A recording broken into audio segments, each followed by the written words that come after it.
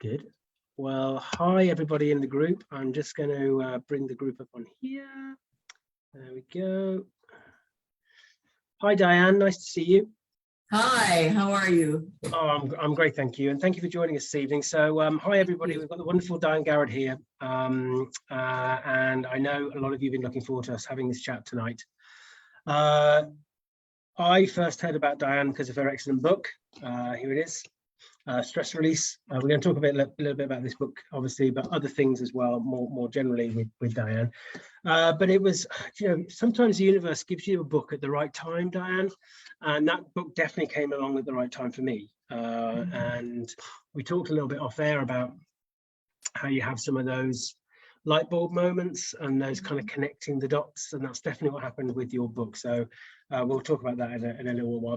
But so thanks for coming on to speak to us tonight, Diane. And I wanted to start off, as I always do, really, by inviting you just to tell us a little bit about your own story, Diane's story, about how you came about working with dogs, and especially working with dogs in the way that you do now.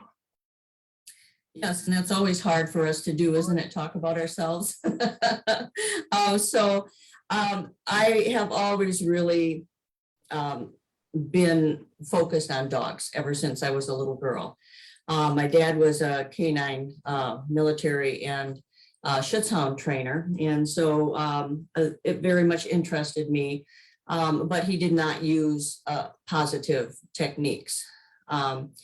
And I do tell the story of in 4th grade when my little Cocker Spaniel didn't come to my dad when he called her, and I'm standing there and he's hitting her because she didn't come. So why would you want to come to a person like that? And all I could hear was, help me. So I ran over there and I said, don't ever do that again. Because if you do, this dog and I are disappearing and going our separate ways. And he said, well, then you train that dog. And so that started my focus on positive and training of a reactive dog, and training cues that were pleasant to the dog and that they willingly wanted to be with you. And so as the years went by, I had Diane's dog obedience school by the time I was 18, right?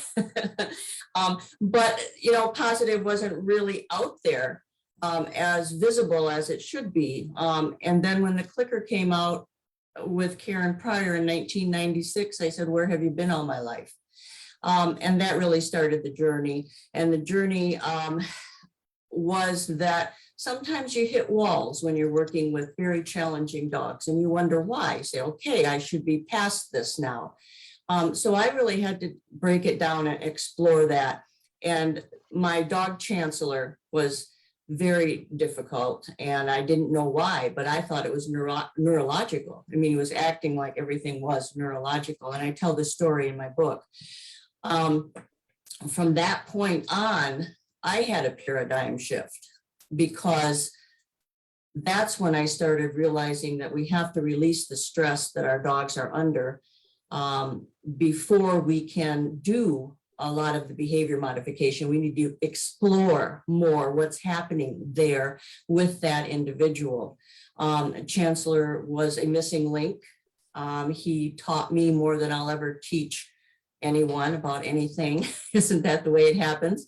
And we all have dogs like that, and we should listen to those dogs because they're here to tell us what we should be doing, or look at this in a different way. So it is a paradigm shift, which you and I talked about, that releasing stress is not just going in and taking over the dog and asking them to sit and lie down and do all that, but to really look at who that individual is and why they are doing those behaviors. What is their motivation for doing that challenging behavior, and how can we motivate them to do what we humans might like them to do, okay? And there's so many ways of doing that that don't include any force. So as I started exploring that, I thought, well, everybody's doing this. This is probably just new cropping up to me. But then I found out that really no one was doing it. And so with my first 100 case studies, I had to see, is this really working, and why? And so then I started looking at the science. And I was, whoa, yes, that's what's happening here. You know, the neurotransmitters and learning all about, you know, the neuroscience behind it, which I like to eat for breakfast. I like reading all about the science behind all of this. And the revelation to me was doing 15 sessions with the dog before the stress release program, and then wondering why this dog wasn't changing the way that I wanted them to. Now I can do 3 to 6. And that's really, you know, all that we need, because the dog has changed, because we're allowing them to decompress, because we're maybe changing the diet. We're looking at other things like, why are they the way that they are? We're analyzing and observing patterns in their behavior. And then the canine emotional detox, working around their emotions. So that's how I came to go through the stress release while working in, you know, full-time in broadcasting and going through a lot of other career choices, but it was always dogs, right? So then in 2006, I started my full-time dogs only business, and I only worked with highly challenging dogs, those that others did not want to work with. I became the person that you'd go to with a biter. No one wants to work with biters, so they started coming to me. And as a result of Chancellor, who was human reactive as well, and what I discovered, I was able to work with those dogs undauntingly and continue to do so. So that's, in brief, that's how everything kind of unfolded in a short way. And what were the things that really hit you early on regarding thinking, right, I've got to do something about this dog's emotional and kind of nervous system state? What were there a few things that happened where you thought, hang on, I'm getting this the wrong way around. I've got to get the dog in a better place first, then I can ask them to do more for me. Oh yes, because I went right to wanting to change his behavior, and he was just a puppy. So he started exhibiting some behaviors that I really was not familiar with. So we want to teach the dog to sit and down and then, you know, have manners, and then that's all there is to it. But there were a lot of other things. He would lunge and try to nip me in a doorway, for instance. And there was dark behind him, so he really didn't know who I was, even by scent. And then he would lunge and bark at people for no reason, because he had been raised all, and that's when I say he was the missing link, because he had been raised positive. And so I thought, well, there has to be more to it. And he looked like there might be some neurological something going on. And then people told me to take him to an academy so that they can, you know, well, I'm well beyond that. So of course I would say, no, I'm not doing that. I'm doing this all positively, and we'll get through this. And then someone said, go to Ttouch and take a Tellington Ttouch practitioner course. And I was skeptical, of course, as we all are of many things. And yet at 4 months old, I did take Chancellor to the Ttouch course. And I was still skeptical until I had 3 sessions in. And then I started to see things change. And I started to look at dogs different. So I was there not because of Chancellor, but despite Chancellor. And I then started to say, why doesn't everyone have this in their toolbox, where they're doing a more gentle approach and learning how to touch a dog and how a dog wants to be touched or not touched, and not just dogs, but all kinds of animals, right? Because what the work we do with dogs kind of stretches outwardly to other animals as well, which is quite interesting. So so that started opening doors to me. Chancellor, if you talk to some of the people that were in the class with me, they would say they couldn't approach him, or I would say, don't come into his space. So all of those things started gelling in my mind as to why is he like this? It has to be, some of it has to be genetic, right? Because I was doing all positive reinforcement, but it was much more than that. His health issues were causing him to be stressed.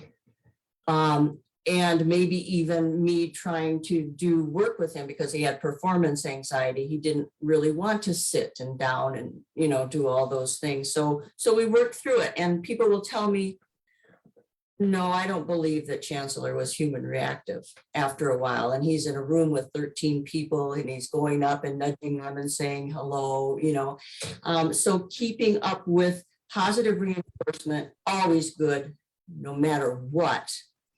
And then when the stress release program was revealed to me through Chancellor, and he really was the paw on my hand, then I realized there was so much more to it. And on Easter morning, and we're getting into Easter, we had company and Chancellor was nowhere to be found. And that wasn't like him. Okay. And I said, where is he? Because I had done a 3-day program with him just before Easter because I knew that this would be stressful for him. He was lying in deep REM in the middle of the living room, sleeping with all the people around. And that is the exact moment that we were able to move forward and get past everything. The revelations had finally, and I said, I have to start doing this with my clients. This is really important, isn't it? So it's interesting you mentioned Ttouch there as well, because I do a workshop just looking at the emotional experience and what it is and that kind of thing. And people who've been on the workshop who have already been influenced by Ttouch are saying this is stuff that's been, built on from what they learned from Ttouch years and years ago. And I think we have to give credit there about how ahead of things were the whole Ttouch approach, which was very much about bearing witness to that emotional truth of that animal first and foremost, and that we support that nervous system of the animal. We're not trying to do fundamental shifts. We're trying to get that nervous system into a space so that the animal can process better and can cope better. And I think that's a really important principle. And part of the whole, this new landscape that's building up, looking at things a little bit differently, is recognizing that the move to positive training has been a really important one. But actually, that isn't the end of it. That's just the foundation now that all this stuff is being built on, because you can use positive reinforcement training, as you were talking with Chancellor, and still not get somewhere if you haven't fundamentally learned something about that dog's emotional truth and what it is that they need to be able to process better. Definitely. And that moment came when he fell on the floor in a grand mal seizure at 4.5 years old. But I knew that he was had something neurologically wrong ever since 4 months old. So that was something that we could start to work on even more with medicine, of course, and keeping his stress levels low, because seizures are often caused by high stress. And so when people say, well, my dog has seizures, can I use the stress release program? I say yes, because it was developed around a dog who had seizures and neurological issues. And then it became much, much more than that. After hundreds of clients went through successfully through the program, and a lot of light bulbs started coming on, and I realized that I was onto something, and that was a bit more advanced than what was out there. And I think, so we've discussed off air when we've had our chats before, is that actually even doing gentle, positive training for a dog who is in quite a stress state can actually add more stress. If that dog doesn't feel that they can get relief, or they're trying to communicate something that isn't being listened to. And it can be quite detrimental to our relationship with the dog, can't we? If there are fundamental stress states, mood states, even for that dog, that we're not being able to address because we haven't seen them.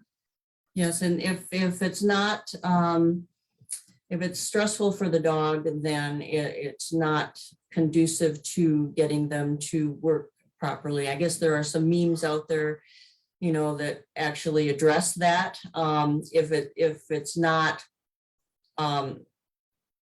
positive for the dog, then it's not positive, right? Yeah.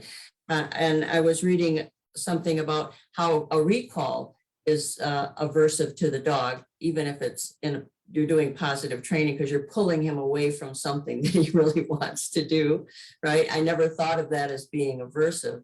So, you know, having him willingly want to leave that is really the key and come back to you. So there's, you know, lots of things coming out of this. It seems like a domino effect, that looking at who that individual is very important, as Susan Friedman says.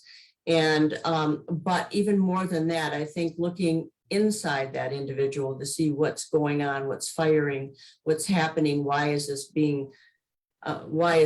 caught? Is it health issues? What is it? Does the dog feel uncomfortable? Everything from, you know, anal glands to bad nutrition. Just not feeling good internally. Once we get that dog feeling good internally, then what comes out externally is visible. It's visible and it's good. And then we can start working on behavior modification and skills. If we have to, I think I was just going to add that on the end, because I've worked on some cases where I've followed similar protocols to the ones that you got in the stress release book. And actually, sometimes you don't need to worry about, there is no behavior modification needed, because that dog's mood state flips from a more pessimistic to a more optimistic one. Now they can process better. And actually, a lot of the time, as probably happened with Chancellor, I guess, I don't know, obviously, but when we think, oh yeah, my dog's got an issue with novel people, or my dog's got an issue with other dogs, actually isn't about the people or the dogs per se. It's about their ability to be able to process that because of their stress state and other things that are going on. It's just that, you know, navigating that social environment for these dogs is just one more stress that they can do better once we actually release some of these things. So let's have a think about the kind of work that you do then, more specifically. What are the core areas that you feel that we have to be really mindful of when we're thinking about looking at that dog in front of us first, and trying to, especially for those dogs who are the more high stress dogs, what are the first blocks we should be looking at? There are really several areas that I look at when I'm doing a stress release protocol, and it is nutrition, health, which we can do as companion dog owners. We can look at their waist. Is their respiration high? You know, those little things we can evaluate. And so that's really important. And then we look at relaxation, which to me, it's a process where we reach deep REM sleep, and it goes like this. And you don't ask the dog to lie down or settle or anything. It has to come from the dog to do it willingly. So they might first rest, then you'll start to see them relax a little, maybe go over on the hip, and then they are really calm. They might be faking all this as well. So there are elements where they could fight sleep and they can fake it, you know, until something better comes along. But those three things lead to non-REM state, where the dog is starting to go into a deeper sleep, but they are still alert enough where they could pop up and respond to something. Once they get in rapid eye movement, the body shuts down and they really don't hear anything, or this is where the healing takes place. And the more you study about sleep, the more complicated it becomes. So sleep is very important during this process. A lot of dogs, believe it or not, do not get the sleep that they should. And they should get 12 to 14 hours of sleep, depending on the age. So puppies more, adolescents less. And then when we get into adults, 2 years and older, depends on their activity level and things like that. And seniors, then they should get more sleep, and they do. And so toy play, working with the sensory elements of the dog, You want to make sure that they are using their nose and their hearing and their eyesight, and you're allowing them to do that. For some reason, humans think that we shouldn't allow them to do certain things. You don't want to take the dog out of the dog. I guess you just want, you want to work with the dog. And I always tell my clients, maybe even thinking like the dog, you know, what is, and it's usually the opposite of what we humans think. For instance, if I'm calling my dog and he doesn't come, I don't run around and chase him. I run in the opposite direction. So that's a paradigm shift. Say, no, he won't follow me. Well, then we have a real problem because, you know, it's more than you're not worth listening to. You don't have a relationship. So in the CED, it's relationship building, because that can be convoluted with a very challenging dog. A dog who bites you, the relationship is lost. The dog is not like you want them to be, or they're not like your last dog, right? So it's all about building that relationship. And when you do that, it includes mentally tiring problem solving. And when the person sees that their dog is really smart, no matter what breed, what age, everything changes. And I think Clive Wynne was one that said, when a person, I don't know if I'm quoting him exactly right, but when a person sees how smart their dog is, that's when the relationship changes, and they want to work more with that dog. And so that's a very important part, because you can use games and in behavior modification. To me, everything that you teach your dog should be fun, and it should be a game for the dog. Even search and rescue is fun, and I've done that with my dogs. They're not really searching for the person. They're using their nose to track. That's easy for them, and they're finding the person, but they're doing it for the party at the end. So you have a party, right? And it should be a party no matter what performance sport you're doing, whether you're just having a companion dog, and asking instead of commandeering. You know, you're not the military commandeer, you're a team. And that's how you should work with your dog. And so then you have also the physical stimulation in the CED as well, very important, but it doesn't have to be in exercise. So we take our dog for a walk. Why? Because we think we have to. We take them out. I have some clients who do it 2 or 3 times a day. I said, well, what if you did this, some obstacle course work, or you did some canine fitness? You work their muscles. So when you're walking, you're working different muscles than you are when you're doing like obstacle course work, or almost like physical therapy. You want to be able to condition the dog, and for whatever performance sport or whatever, how long the walks are going to be. You don't just take a puppy on a 5-mile walk. They should be conditioned first to do that. And so 30 minutes to an hour of a walk is really good. And then what kind of walk will that be?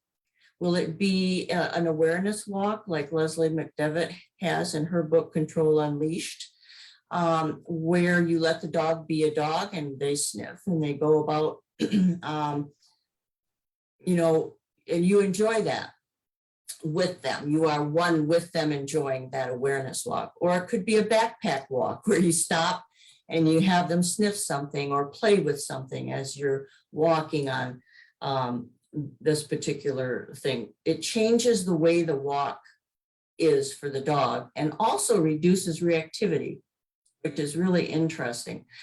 Or is it a training walk where you have to work on some recalls, or we have to work on some, maybe we can do some parkour or have fun with it, have fun with our walk. So you decide what, not just walk, walk, walk, walk, and no attention to why you're doing that, except that the dog needs to get out, because what you're doing when you're walking is revving the dog up.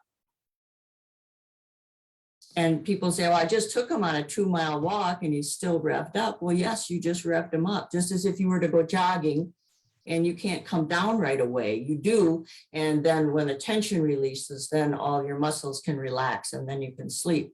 But it's not right after the walk that happens. So I think we need to look at how we do things with our dogs and how we do them and what is a dog's ideal day. I love that. What is the dog's ideal day? I like that. And I think what I love about the way you frame things in the book is about how much of what we do with the dog is kind of a request. It's like, okay, we're going to do this. Is that okay? How is that for you now? No, you can't do it now. Okay, well, maybe we'll do it later. And it's just having that kind of relationship, because we can fall into a bit of an arbitrary trap of thinking, right, I've got this task to do and we're going to do it. Yes. And if you're the dog, keep having to do those tasks in an arbitrary way, that whole nervous system starts to get out of kilter on things, doesn't it? Everything starts to get primed in the wrong way. And even something as arbitrary, and it can end up being this way, as a walk, as you say, if it becomes a task, we're just going to go. I see it a lot where we live here down on the seafront here, and you see a lot of the dogs, because they follow the same routine, right? So you see the same people with the same dogs, Exactly. Person on the phone, dog's heads down, not doing very much. Exactly. And I think this notion of kind of pressure release, or kind of elevation decompression, which a lot of those other types of walks you were talking about are about, is getting all those senses going, getting that full sensory integratory process working. It's a good state to be, I think, for dogs. Yeah, it very much is. I actually had a person who asked me to teach his dog how to walk loose leash while he reads the paper while he walks. So I'm like, then just sit at home and read the paper. Why take the dog for a walk? Because that's important to the dog, that walk, using their nose. There are books and books written on how a dog uses their nose and why they should be using it and the science behind it. And it is not something that is optional. It is something that they must do, right? And then again, eyesight and hearing and why they're so motion sensitive, and then even touch. So in the CED, you learn how to touch your dog maybe better, instead of patting them on top of everywhere, all over the body and arousing them, how to calm them when you're touching them. When I go to a client, dogs often sleep after I've worked with them, and it seems pretty typical because I do that to dogs. I put them to sleep. Right? So, which is a good thing, because they learn to be calm around people and other dogs. And then you can apply the 3 Ds, distance, duration, distraction. You can apply the ABCs in a more formulaic way. And you know that you are really getting to that core behavior that's making the dog do the behaviors that are exhibited outwardly. Yeah, I think something else that kind of supports that really is about how, when the dog is having all these extra little stressors, even just being petted the wrong way, Sarah Fisher talks about candles, the candles analogy. It's another candle lit because that nervous system's just been kind of ruffled up again. And then the dog has to go and do something else. They're just having the harness put on them, and then they're going to be taken on for a walk, and they can't stop to sniff because the person's got all these kind of things keep adding up. Mm-hmm. So even for your dog who's a bit more robust, all these extra stressors soon build over time. And then you start to see these kind of what seem to be quite random behaviors that come out, that the owner thinks, well, that came out of the blue. Where did that come from?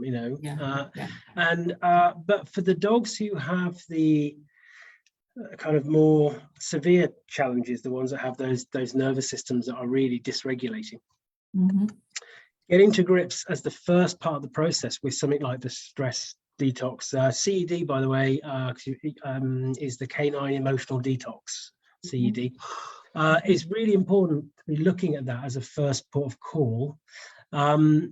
What do you find with caregivers that follow the Canine Emotional Detox? Do you find that there is some resistance to it initially, that there's a lot of questions about, well, what's this got to do with my dog's this, or what's this got to do with my dog's that? Yes, and so I have answered all the questions. I know how to answer them. So you look at them as objections, right? And all the more reason to have your answers down and know what you're doing, and having a few CEDs under your belt before you do it. And I will have a train the trainer program on that particular process. And hopefully some certifications, because it has to be done right. It's not something that you can just, do without a systematic approach. And it has to be a systematic approach. So yes, you do have those objections, but once the people know that you're available to answer their questions, and I look at people very much how I deal with animals is that I have to develop their trust. And once they start to trust me, right, and feel safe talking to me, and they get the confidence to do these things with their dog, everything changes. And then they start to see their dog responding, say, to a mentally tiring game of color or size recognition, or the basket challenge, which is very popular. Everybody loves that because they didn't know their dog was that smart that they could do that, right? Or they see that their dog can read cards, or, and just a number of things, object naming and all of that. Wow, that really changes a relationship. And then the CED is no longer, you no longer have a skeptic, and you have a person that, wow, I really learned something through this whole process. And also how to deal differently with my dog. Doesn't mean I can't now train them. Now I'm ready to train them, and they're ready to learn. Because what happens is the dog can learn better, they can learn faster, and they retain more. And without any pressure. What you were talking about earlier, dogs experience a lot of sensory overload. And so if I put the harness on, and then I've got a collar on them, and I've got the leash, and we feel some tugging, that's all sensory overload, especially if you haven't, desensitized all of these materials that go on the dog's body. And like you said, some dogs are more sensitive than others. And just genetically, just because I have a golden retriever right now that is very sensitive to being touched. And so he over-arouses easily, he overstimulates, he's mouthy, he grabs, he jumps on you. And so you have to figure out why and when are these things happening. And a lot of the CED going through it is picking out patterns. What are we seeing? Because you have to get to that core behavior in order to change it. There might be several other behaviors. So for instance, my Skye, who had every behavior in the book, but which one was I going to work on first that would be really relevant? Well, in his 8-day CED, I noticed patterns. He was one was he was obsessive compulsive. We can't call it a disorder in dogs because we haven't proven that it's a disorder, but obsessive compulsive. But the real behavior was extreme resource guarding. So I had to deal with that first. And then almost every other behavior fell in line because the core behavior was that he was extremely resource guarding everything from his leash to the ball, which he was obsessively compulsive with.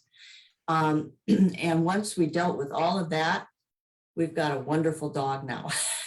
Okay. So you have to pick out the patterns and the core behavior.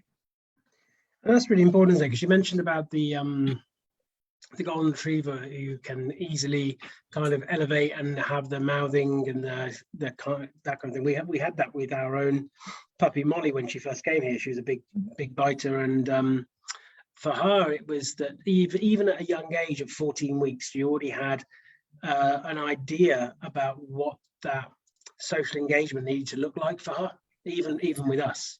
And it was us learning that from her first. Quite often we can go in with these behaviors, can't we, and think, right, what can I do to train that behavior out? What can I do to get that dog to do something else instead, a different behavior, without looking at the root cause? Because as you say, when you get that one bit right, everything else can fall into place.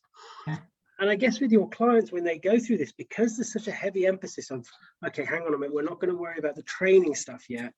We're going to try and get to grips with this dog and learn more about that kind of emotional experience for them, and look at that nervous system and get them to a better regulated state. Actually, through that process, you're now really encouraging those clients to see their dog differently and to be able to know and learn how to do those good observations. Yes, and excuse me. When I talk a lot, I kind of cough, but when I'm working with a client, all of a sudden they'll start saying, oh, I saw them lick their lip or yawn. And they're starting to pay attention. So Diane, do you think we should stop? Yes, let's stop and let's regroup and see where he's at in the process. Why was he giving us calming signals? What about what we just did is causing him to do that? And so your clients start to have a better relationship with their dogs. They start reading them better. They start really being better dog owners. Nutrition becomes important. All of a sudden they're checking their waist, all the time. And talking to their vet if they see something early on, not waiting or getting on Facebook and saying, I've got this problem. What should I do? So yes, I do see a difference in that. And I think this is what's really important. This is part of this kind of paradigm shift we're going through now, I guess, really. And it's, perception is everything. And inviting clients, caregivers to shift their perception and move away from that initial task-orientated approach, which is the task is, I must stop my dog from pulling or barking or do whatever, to that more of a care-orientated approach, which is looking from the dog up, really. It shifts everything, doesn't it? And actually a lot of the things that the conversations we might have had with those caregivers, if we'd have just gone in straight away with a training toolkit, we don't actually have to have anymore, because their perception has changed. It's shifted. Yes. And you learn things, and you also learn things about your client that you didn't know. Let's say they have a health issue, or they're having trouble doing something because their hands don't function as well, or they're ADHD, or you have to learn how to work around that. And so you have one cohesive unit. They are the team. That's why it's hard to do these board and train. Well, at least I think it is, without having the person solely involved in it too, because they have to deal with the dog on a daily basis. And you have to be sensitive enough to help them do that. And also, I think, if you're looking to just train something, then anybody could train it for the dog, and then you just pass on the cues. Some of this stuff that we're talking about is more fundamental than that, which is getting to know that our dog is different. It's a different dog during the day. Rover this morning could be different Rover this afternoon. And also that our dog is different as they develop, as they go through developmental stages and phases, and the different times in their life, their care and support needs shift. Absolutely. Yeah, absolutely. We have to take all those things into consideration. And the puppy that you were training up to 6 months is now no longer that puppy. Now we've got an adolescent who's exploring more. And we all know that adolescents end up in shelters more frequently. And then we get into the adult dog, and then we have our senior dog who's fading and having health problems and issues. And we need to help them deal with all of this. You're not just training a dog for 6 weeks in a puppy class. You're working with them for their entire life. And just because they were this way last year doesn't mean they're going to be this way this year, depending on what happened via their experience with a human life, or being in our human world. during that year. Let's say a dog attacked another dog. They used to be friendly with other dogs and now they're not anymore. So you'll hear, well, I don't know what happened, and that happened so quickly, and now all of a sudden they don't like other dogs and they're reacting to them. And then I say, did anything happen during this year that might cause them to do that? Oh yeah, they were attacked by a couple of dogs on a trail. Oh yes, so, and that's going to make them more wary about what's going on in the environment. So everything evolves around that, every little environment. So the kitchen environment is different from the trail environment, and the backyard environment is different from the living room environment. Whatever happens in these mini environments are very important to how the dog responds to life. And this is a really important point we're touching on here, I think. And I think the wider dog training profession community has to take some responsibility here, I think, over time, with this big emphasis on the obedient dog, that somehow that's the main thing that caregivers should be looking for, is to put that time into train to get the obedient dog. The issue there, of course, is when that dog isn't able to respond to those cues, or isn't able to do those things, or ends up having a grump at another dog because of it's just where they're at developmentally, or that kind of state they're at. Suddenly now there seems to be this big problem for the caregivers. They think, oh, my dog's now disobedient, my dog is now naughty, my dog's unruly, my dog is aggressive. Whereas in fact, it's just part of that dog's developmental phase maybe, or part of that dog's expression of self or expression of need in the moment. And I think the more we can educate caregivers to have this more holistic view of what they do as a carer, it allows them to navigate some of these phases themselves better as well, I think, rather than just see it in a very black and white way. Yeah, and don't get me wrong, I think manners are important. I don't want my dog begging at the table, for instance. I don't want them counter surfing. So I really want to, establish some manners in a positive way, and that it can be fun. You can provide alternative behaviors and other things, and performance dogs perform, so we can't, but it is in the preparation of that dog. If you just want to do agility, you don't just go and do agility. You're preparing that dog from the moment that you get them. I think Susan Garrett really is on it, because she's preparing that puppy right away for the tasks that she's going to want that dog to do.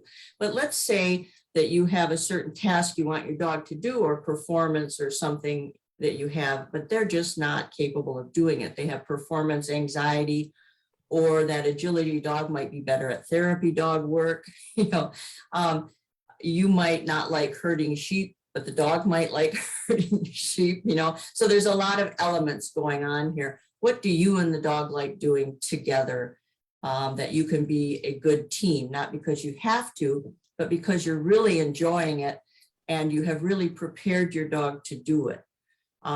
Even manners, if the dog is not in an emotional frame of mind to listen to you or do those things which you are asking them to do, the manners will fall by the wayside as well, until you can have a very systematic approach to the why you want to do this. And really, isn't it just many of the things I already mentioned with manners is just creating your spaces so the dog has success.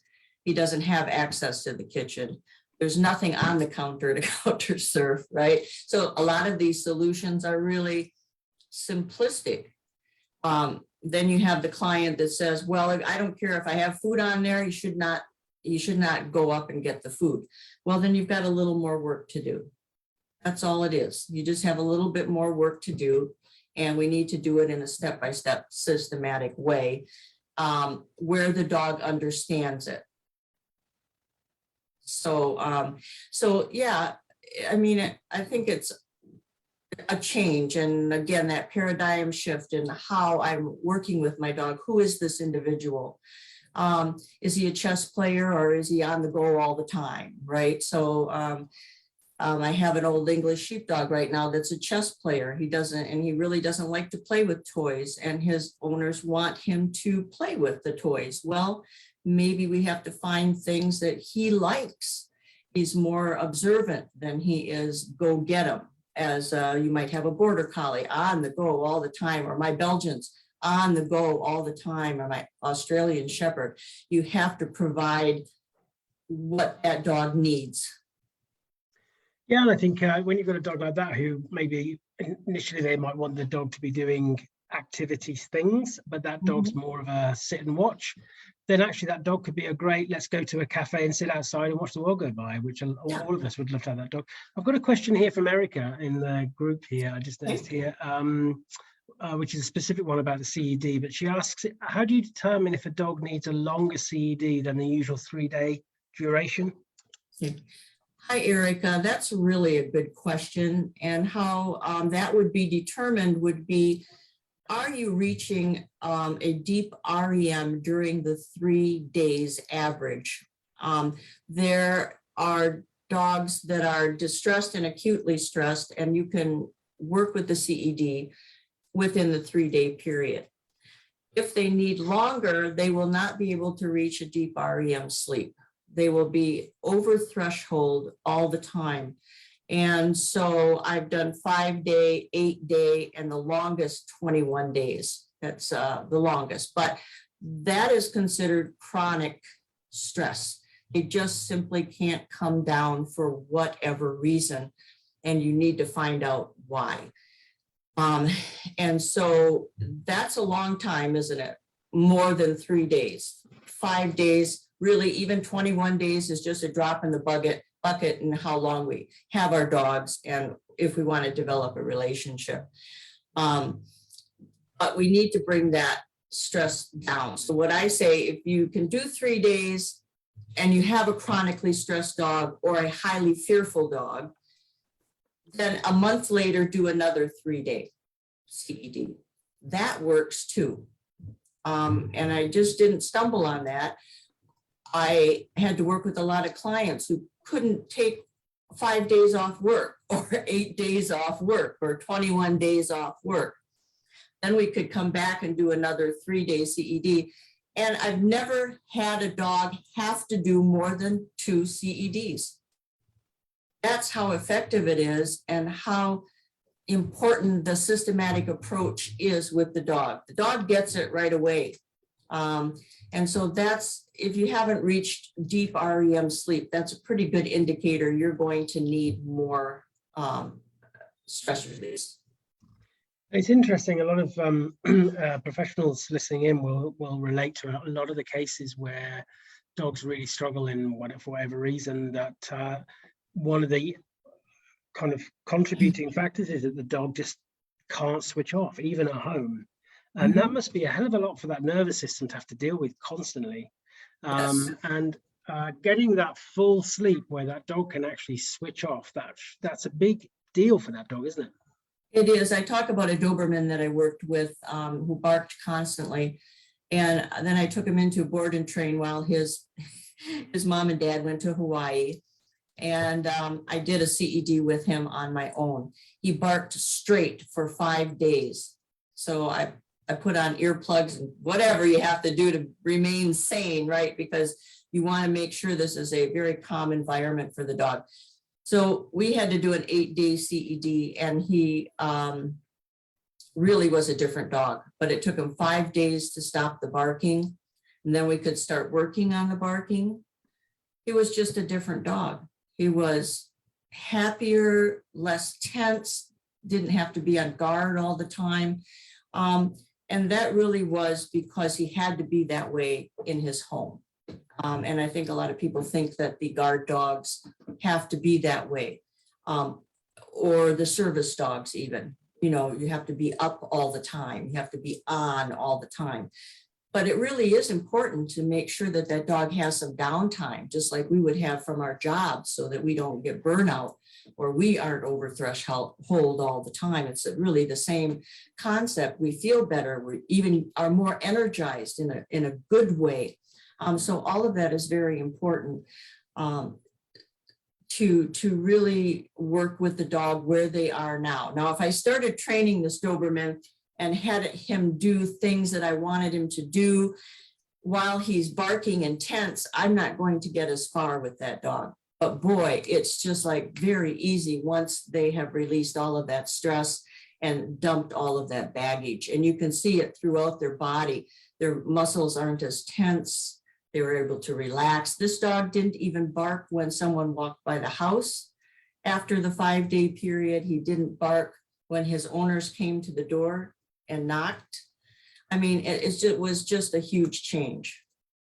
And I think giving some dogs, sadly, they don't find their own off switch very easily. We have to help them to find that off switch, and especially with the working dogs. We had Leanne Smith talking in the group a few weeks ago, who's a gun dog trainer, talking about some of the challenges for some of these dogs who have a heavy work line and that transition to a domestic environment, which you know, whether they should even be in a domestic environment, that's another question. But and especially when you think about guard dogs, you know, one of the reasons that a guard dog can do that guard dog work is because we've bred them to have a very quick sensory input nervous system response. That's the point. But that can work against them if that's just on all the time. And we have to find ways to give them that chance to be able to switch off. Yes, and we don't want to change.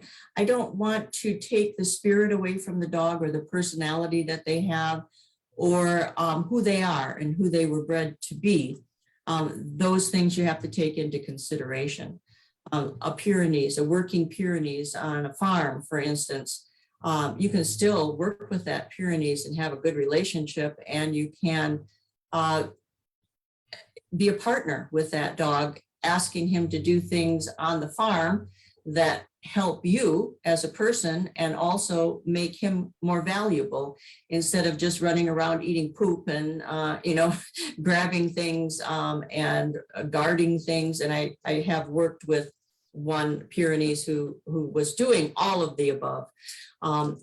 They are a guard dog, yes, so we have to respect that, and we work around it. And if they are not stressed all the time, we have a different dog. So it is that systematic approach and that paradigm shift of looking at the dog differently, and how can we help them to be better. So we're coming up to the end of the hour. Amazingly, it's gone pretty quick. When we think then about the if we could just touch upon the 6, because in the book you talk about the 6 main areas that you'd like to look at. We touched on a little bit earlier, but just to kind of go over those briefly, because I know we've talked a fair bit about sleep, which is important, but if we could just highlight those again, because I think it's very important, because people can extrapolate what they need from that. You know, if people want to know more on a how-to level, obviously we've got the book, which will make sure we've got the links in, and there's other things that I know you do, and you're looking at doing a train the trainer style. That's in progress. Well, you must make sure that you share that with us in the group, because I think that'll be really, a lot of people will really find interesting. So yeah, could we go through those kind of main areas then, Diane? Yeah, it's in chapter 5, you'll find a cycle that's called the right combination. And you start at the top and go clockwise, and you do each thing in rote, in a systematic format. That's what releases the stress. And so we do have the nutrition. You want to take a look at the nutrition and the health of the dog.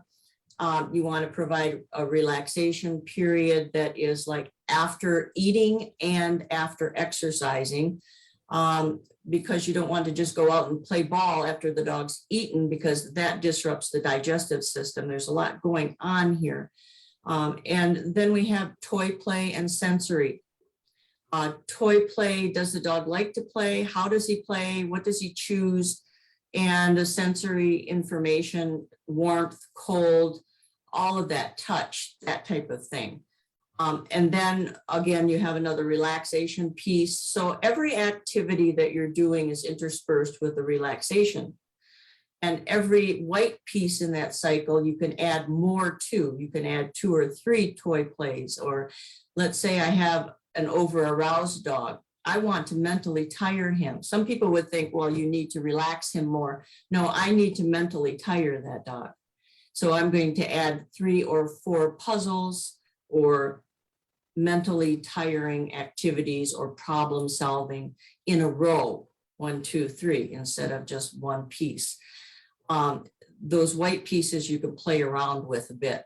Then you have physical stimulation. So that's your canine fitness, that awareness walk. If the dog is not stressed by going out for a walk, if he is, then you don't want to go for a walk. So how am I doing on time here? Please carry on. Yeah, we can go over. Yeah, please do. I thought you're getting kind of excited about the time here. No. And then so you can do obstacle course work and all kinds of things with that physical stimulation piece so that they are moving. You want to get that dog moving. Then you have another relaxation period. Then you have a toy, play, and sensory, and then another relaxation period, and then problem solving. A brain is a very sad thing to waste. And we don't do enough problem solving with our dogs. They can solve problems like nobody's business. My dogs read cue cards, for instance. They can do the basket challenge, which is really a connectivity exercise. And science has shown that maybe dogs can't do connectivity, but they can in a certain way, maybe not like crows pulling strings, because crows are a little more precise, but our dogs can pull a cloth out of a basket with treats on it because they connected that the cloth has the treat on it. So things like that we really make our dog think, how am I going to do this? Or what color has the food under it all the time? Or what color do I get clicked and rewarded for? What size? So just, and I have a book that I love, and it's Emmanuel Bermlin's book, How Dogs Think. And he has a mental activity, a daily mental activity segment in that book that will provide you with days and weeks of all the mental activity that you need to do. And there are several books at Dogwise, grab them, brain games and all kinds of other things. Many, many authors have written about and provide that in your dog's day because it's really important. That's where your relationship will increase. That's where your dog will see you as worth listening to.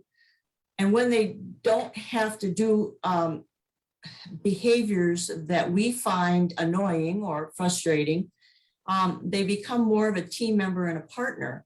And that's why the book is so important, because it provides a framework for the dog and the owner to become a team. I think that's important because there's an element of us being aware of our own regulation a little bit, to be truly available to others, to be present. We have to be aware of ourselves. And a lot of this stuff that's being talked about now is also about us slowing down a little bit, because we just end up living our lives 100 miles an hour, and the dog kind of whooshes along with us, and actually slowing things down, being more present. And what you've done with the book and things you've shared today is about allowing the dog to be more present, allowing the dog to be more available to what's going on, and to be able to take that more measured outlook, I guess, on life, rather than being literally a victim of their own nervous system sometimes. Yeah, and if we don't provide activities, as everyone knows, they make up their own. It's like me not letting you ever read a book when that's what you want to do. You're going to be mad at me, or you're going to try to find some way to get at that book, whether it's going through the wall or whatever you have to do, right? Same concept. We need to give our dogs things to do. I have a chapter on emotional landmines in the book and why that's important. And also kind of putting it in companion dog owner terms of what is happening inside the body when those neurotransmitters are firing. And that's really important. What is outwardly seen, for instance, when we have an adrenaline rush or neoepinephrine, or what is seen when your dog is calming down and getting really good stress. Because let me be very clear, stress is normal and it is a survival mechanism. And what we're seeing in the Ukraine right now is that everyone's stressed and their survival mechanism kicks in, and dogs have to survive. So we all need that. We need to have that stress alert us to when we need to survive. What we don't need is to constantly be over threshold and stressed all the time, because that does nobody any good, and it even creates health issues that you really bad health issues. If you're, you want to build oxytocin and dopamine and endorphins and all the good stress that's called eustress. There's good stress and there's really bad stress. So that's what the CED does, much like Prozac would build serotonin levels, because you have a serotonin depletion. The CED, and this is where I would love someone to take it and really take it to the next level and really test cortisol levels, right? And dopamine levels before the CED and after the CED. What we can see is that respiration goes down considerably during the CED. If it doesn't, then that dog may need another CED too, because something's going on there, or it could indicate a heart problem or something. So you really have to look at what's happening during the process. So there's a lot of elements to it. Yeah, and I think that recognizing the physiological side of things is very important, of course. We haven't touched on it directly today, but it's very clear in the book. And quite often dogs who do struggle to rest properly, and there are physical issues there, pain, discomfort, problems with the gut, all sorts of different things there. And that's what I also like about this approach, because it really, like you said earlier, it allows the caregiver to start to be more aware of some of these things. It's a great way in, actually, to get them to see their dog in a more holistic way.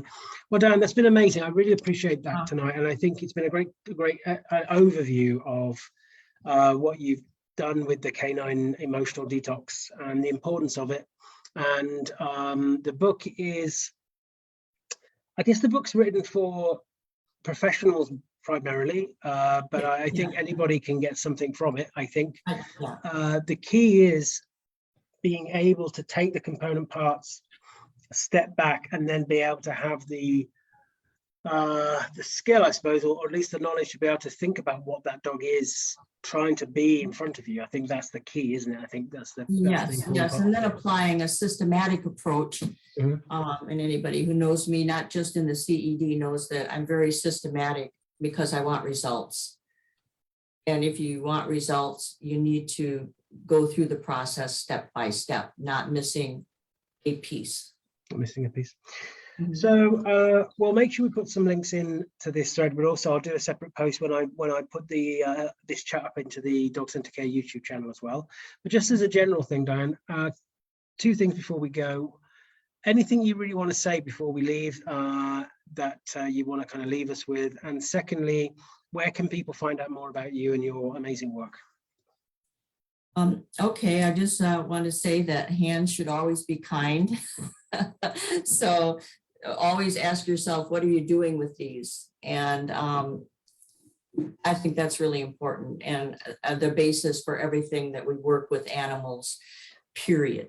And you can go to my website or to my Facebook site, so caninetlc.com or facebook.com/ctlc3. And then I have several groups, a Canine Emotional Detox group, which is for everyone, public, trainers, vets, whatever. I have a large audience there. And then Force Free, Solving the Aggression Puzzle, which is for professionals only. And you have to answer the questions there. So don't, if you want to join that group, please answer all the questions. And then Canine Behavior and Analysis group, which all of them are pretty cohesive. And then Multi-Dog Households Fighting is another group. And those would be the main ones where you could get a lot of information. Brilliant. And we'll make sure that we, if you want to pop them in the thread or just let me have them, Diane, I can make sure I can post those so people can find things. Well, brilliant. Thank you so much for tonight, Diane. It's been amazing. Thank you. Looking forward to seeing what else you're going to be doing in the coming period of time. So thank you, everybody, for listening in tonight. We've got Carolina Westland next Wednesday, I think. Let me just double check, which is going to be another great conversation. Yes, I think it's next Wednesday. Yes, next Wednesday, March 16th, 7 o'clock again, UK time. Thank you, Diane, and look forward to seeing you again soon. You take care. Bye-bye.